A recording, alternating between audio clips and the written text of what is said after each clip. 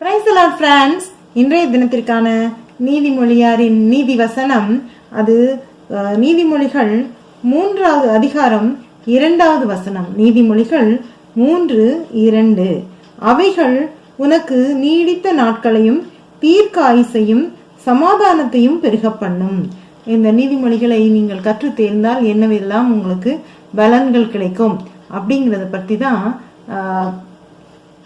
நீதிமொழியார் Solomon Gnaniyar என்று குறிப்பிடுகிறார். அந்த நீதிமொழிகளை கற்று தேர்ந்ததனால் உங்களுக்கு நீடித்த நாட்கள், உங்களுடைய ஆயுசு நாட்கள் பெருகும். மற்றும் அடுத்து என்ன செய்கிறார், அது என்னது, தீர்க்காயுசு, நீடித்த நாட்களும் தீர்க்காயுசையும் சமாதானத்தையும் பெருக பண்ணும். உங்களுடைய தீர்க்காயுசு, உங்களுடைய ஆயுசு நாட்கள் அதிகரிக்கும்.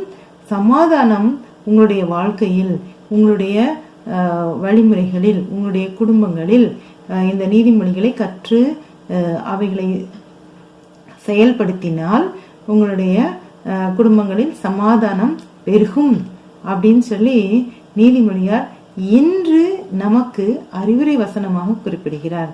மீண்டும் நாளை இது போன்ற ஒரு சிறந்த வசனத்தோடு நான் உங்களை சந்திக்கிறேன். அதுவரை கர்த்தரின் அன்பு நம் அனைவரோடும் இருப்பதாக. அல்லேலூயா.